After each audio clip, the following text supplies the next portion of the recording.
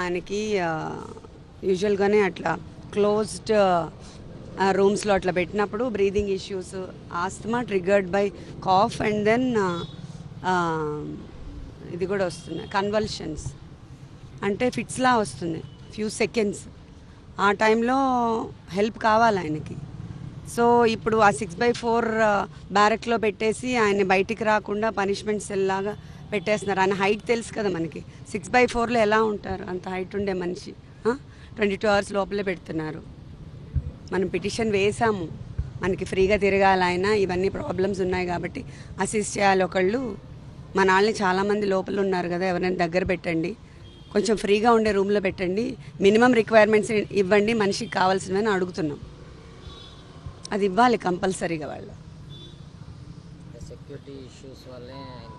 Security issues అంటే security issues అని punishment cell వేసేస్తారా? Solitary confinement చేయకూడదు కదా. సెక్యూరిటీ ఇష్యూస్ అన్నప్పుడు ఇది కూడా పనిష్మెంటే కదండి. సాలిటరీ కన్ఫైన్మెంట్ అంటే పనిష్మెంటే. ఆయన్ని అదేమంటారు, మెంటల్గా లో చేస్తున్నారు, డిప్రెషన్ మోడ్కి తీసుకెళ్ళాలని ట్రై చేస్తున్నారు. మరి ఇంకా ఉన్నారు కదా ఈ కేసులో అరెస్ట్ అయిన వాళ్ళు, మన వాళ్ళు చాలామంది ఉన్నారు. అందరినీ కలిపి ఒక చోట వేయమని మేము అడుగుతున్నాం.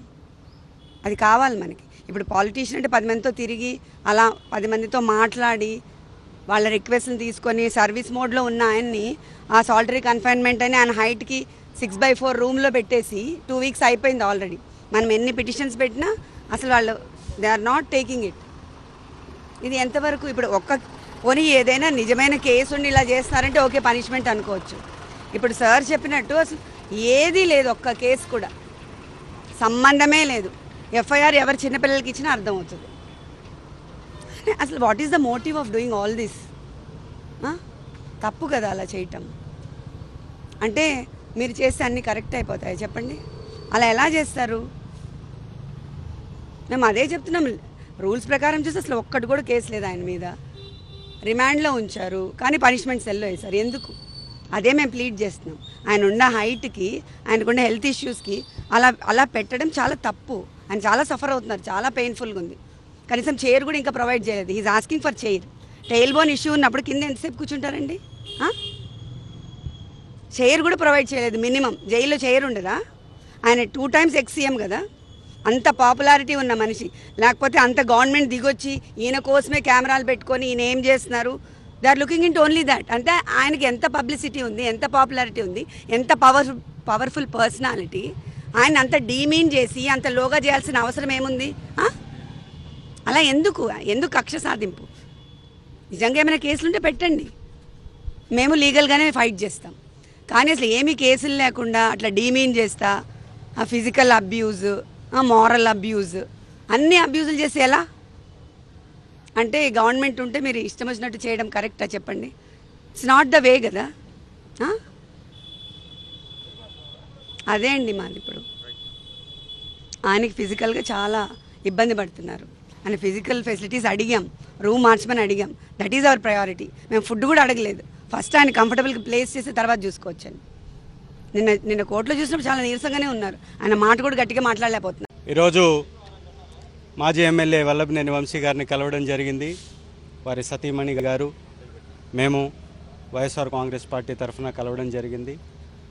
నిజంగా ఈ చంద్రబాబు నాయుడు గారి యొక్క కుటిల రాజకీయాన్ని, నీచ రాజకీయాన్ని ఈ కేసు ద్వారా మరొకసారి వారి నీతి ఏంటో, వారి రాజకీయ సిద్ధాంతం ఏంటో, వారు అవలంబిస్తున్నటువంటి విధానాలు ఏంటో, ఈ 6 హామీలని ఎగ్గొట్టడానికి ఏ విధంగా ఈ కేసులను అడ్డం పెట్టుకొని రాజకీయాన్ని అరాచకంగా మారుస్తున్నారో ఈ యొక్క వల్లభనేని వంశీ గారి మీద పెట్టినటువంటి కేసులనే ఒక ఉదాహరణగా చూడవచ్చు. వారి మీద పెట్టినటువంటి కేసులో ప్రధానంగా ఎవరైతే ఆరోపించారో, ఎవరైతే కేసు పెట్టారని చెప్పారో సత్యవర్ధన్ అనేటటువంటి వ్యక్తి, వారు పెట్టినటువంటి కేసు ఆధారంగా అరెస్ట్ చేశారు. ఆ కేసులో సత్యవర్ధన్ మీద ఎలాంటి అపహరణ కానీ ఎలాంటి నిజాలు కానీ లేవు అని తెలిసిపోయిన తర్వాత దానికి సంబంధించిన కస్టడీ కూడా ముగిసిపోయింది.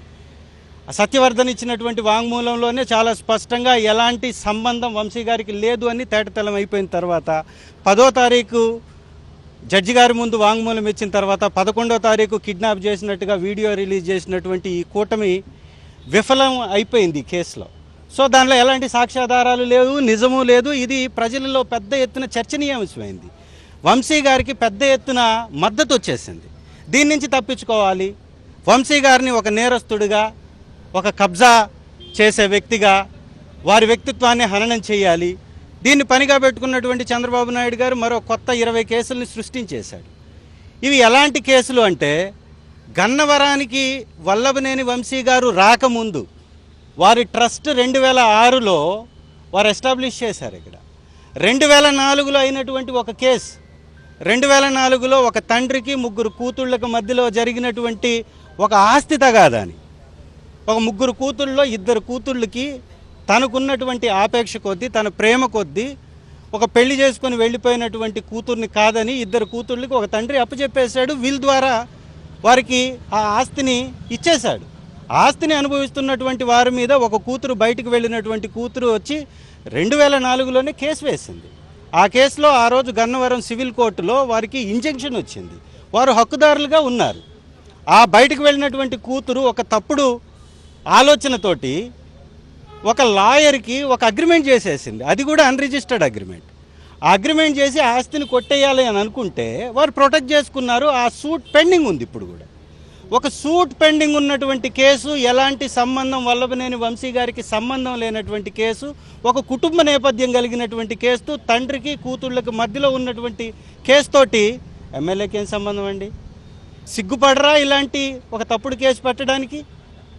అలాంటి కేసుని బనాయించి వీరిదేదో పాత్ర ఉందని చిత్రీకరించి వారి మీద 21 సంవత్సరాల తర్వాత ఒక క్రిమినల్ కేసు పెట్టడం, ఇది చరిత్రలో ఎప్పుడు కూడా జరగలేదు. ఒక సూట్ పెండింగ్ ఉండి కోర్టులో ఉన్నటువంటి కేసు మీద సివిల్ కేసు కట్టడం, అది కూడా ప్రధాన ముద్దాయిగా A1గా పెట్టడం, అది కూడా నాన్ బెయిలబుల్ కేసు పెట్టడము, వారిని జీవితకాలం జైల్లో ఉండేలాగా ఆ కేసులు బనాయించటం ఒక తప్పుడు సంస్కృతి కాదా? ఇది వారు చేస్తున్నటువంటి అక్రమ మార్గాలకి నిలువెత్తు నిదర్శనం కాదా? ఇంకొక కేసు, ఒక తెలుగుదేశం నాయకుడు ఆ కెనాల్ని ఆక్రమించి, నదీ పరివాహక ప్రాంతం కెనాల్ని ఆక్రమించి గన్నవరం ప్రాంతంలో వారు ఆరుగొలను అనేటటువంటి ప్రాంతంలో వారు ఒక పురుగుల మందుల్ని అమ్మేటటువంటి షాపుని పెట్టి, స్కూల్కి కూతవేటు దూరంలో, చిన్నపిల్లలు చదువుకునే గవర్నమెంట్ స్కూల్కి కూతవేటు దూరంలోనే ఆక్రమించి ఆ గ్రామస్తులు పోవడానికి, రాకపోకలకు అంతరాయం కలిగేలాగా చేస్తే ఆ గ్రామస్తులు వెళ్ళి ఫిర్యాదు చేసి కలెక్టర్ గారు దాని మీద వాళ్ళని వివరం అడిగి ఆ తెలుగుదేశం నాయకుడిని వచ్చి వివరం ఇవ్వడానికి 2 సార్లు నోటీసులు పంపించి ఆ పురుగుల మందుల షాపుకి సంబంధించి అక్కడ ఉన్నటువంటి రెవెన్యూ అధికారులను పంపించి ఎంక్వైరీ చేయించి పోలీసులకి, హనుమాన్ జంక్షన్ పోలీసులకి ఇన్ఫర్మేషన్ ఇచ్చి పోలీసుల సహకారంతో కలెక్టర్ గారు తగినటువంటి లా అండ్ ఆర్డర్ ప్రాబ్లం రాకుండా అక్కడ ఉన్నటువంటి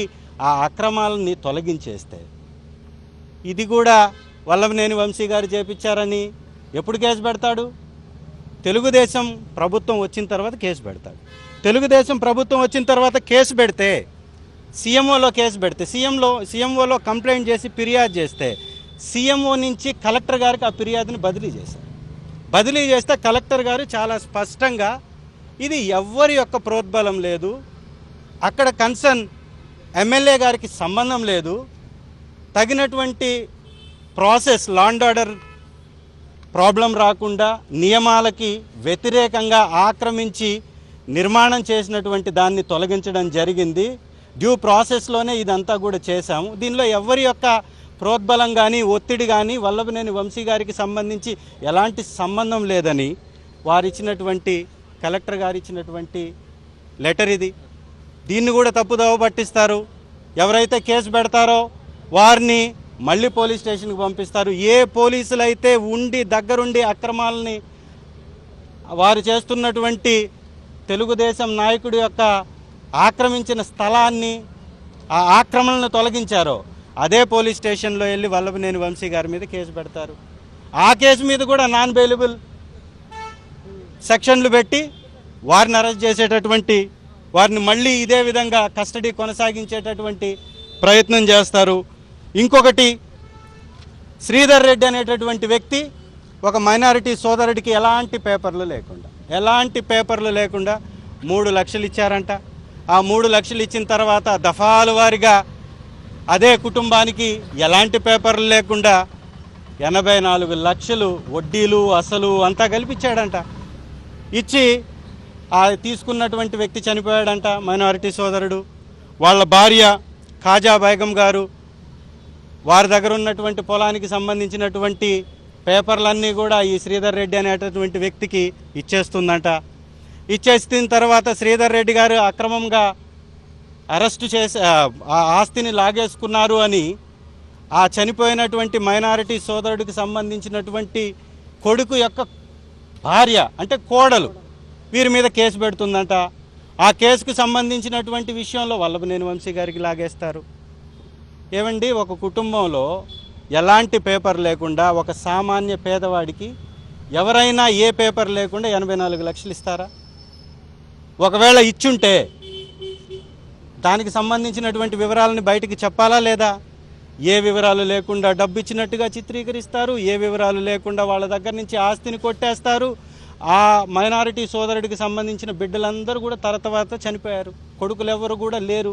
ఉన్నటువంటి ఒకే ఒక ఆడబిడ్డ వాళ్ళ కోడల దగ్గర ఉన్నటువంటి ఆస్తిని కొట్టేయడం కోసం ఒక వ్యక్తి దుర్మార్గంగా అక్రమంగా డబ్బులు ఇచ్చానని చెప్తే ఆ కేసును కూడా వల్లభనేని వంశీ గారి మీద బనాయించేటటువంటి ప్రయత్నం చేస్తారు. ఇంకొకటి మల్లవల్లి ఇండస్ట్రియల్ కారిడార్, ఇది చాలా హాస్యాస్పదం.